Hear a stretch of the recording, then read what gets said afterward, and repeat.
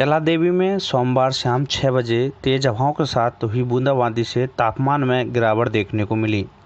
दोपहर में तेज तपन में झुलस रहे लोगों को रिमझिम बारिश के कारण राहत मिली। करीब आधा घंटे हुई बारिश के मौसम से खुशनुमा हो गया।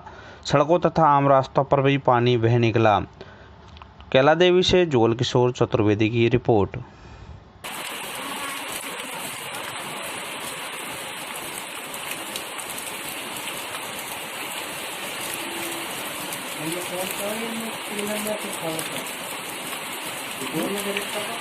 दो उतर के मैं डिलीट कर दूँ।